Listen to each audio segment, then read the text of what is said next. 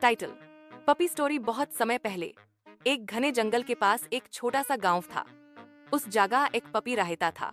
Tobey एक शर्मीला लेकिन समझदार पप्पी था जो गांव में अकेला रहता था।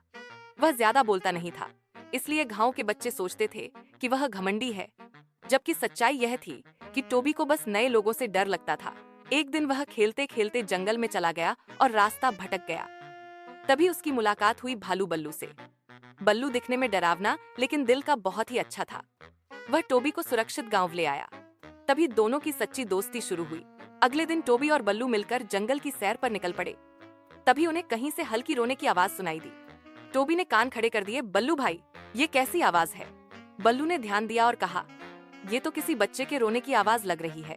वे दोनों आवाज के पीछे दौड़े और देखा कि एक छोटा हाथी का बच्चा कीचड़ में फंसा हुआ था। उसका नाम था गोलू। टोबी डर रहा था कि इतना बड़ा जानवर कहीं गुस्से में न आ जाए, पर बल्लू ने समझाया, टोबी, जब कोई मुश्किल में हो तो मदद करनी चाहिए। बल्लू ने अपनी ताकत से गोलू को बाहर निकाला और टोबी ने पत्तों से उसे साफ किया। गोलू बहुत खुश हुआ और बोला, आप दोनों मेरे सच्चे दोस्त हो। अब तीनों की दोस्ती हो गई। एक दिन जब तीनों दोस्त जंगल में पत्तों से झूला बना रहे थे, तभी एक जहरीला नागराज आ गया। वह बहुत गुस्से में था क्योंकि किसी ने उसके बिल के पास पत्थर रख दिए थे। नागराज फुफकारते हुए बोला, मैं तुम्हें डंस लूंगा। टोबी डर से कांपने लगा, पर बल्लू सामने खड़ा हो गया। पहले मुझे डंस ना होगा। गोलू ने तेजी से पास की नदी से पानी भरकर नागराज पर फेंका, जिससे वह थोड़ा शांत हुआ। टोबी ने धीरे से कहा, हम तुम्हारे बिल को साफ कर देंगे, पर हमें नुकसान मत पहुंचाओ। नागराज पहली बार किसी ने इतनी नम्रता से बात की थी। उसने कहा, ठीक है, लेकिन आगे ध्यान रखना। दोस्तों ने मिलकर नागराज का घर साफ किया। अब नागराज भी उनका दोस्त बन गया। एक रात जंगल में भयंकर आंधी आई। बड़े बड़े पेड़ गिर गए, जानवरों के घर टूट गए। सबसे बुरा यह हुआ कि छोटा खरगोश चिकी एक पेड़ के नीचे दब गया। गोलू ने जल्दी से टोबी और बल्लू को बुलाया। तीनों भागे भागे वहां पहुंचे। पेड़ बहुत भारी था, पर बल्लू ने अपनी ताकत लगाई। गोलू ने धक्का दिया और टोबी ने चिकी को खींचा। अंत में तीनों की मेहनत से चिकी बाहर निकल आया। उसकी माँ रोती हुई आई और बोली, तुम तीनों जंगल के सच्चे रक्षक हो।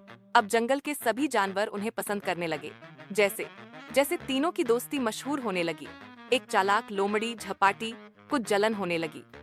वह सोचती थी कि जंगल का सबसे समझदार वही है। एक दिन उसने एक चाल चली। उसने जंगल में यह अफवाह फैलाई कि बल्लू जंगल का राजा बनना चाहता है और वह सब जानवरों को डराएगा। जानवर डरने लगे और बल्लू से दूरी बनाने लगे। टोबी को यह बात समझ नहीं आई। फिर एक दिन टोबी ने झाड़ियों में छिपकर झपाटी को दूसरे जानवरों से झूठ बोलते सुन लिया। उसने सारी बात रिकॉर्ड कर ली। टोबी ने गांव के बड़े पीपल के नीचे सभा बुलाई और सबको वह रिकॉर्डिंग सुनाई। सभी जानवरों को सच्चाई पता चल गई। उन्होंने झपाटी को माफ तो किया, पर जंगल से 1 महीने के लिए दूर रहने की सजा दी।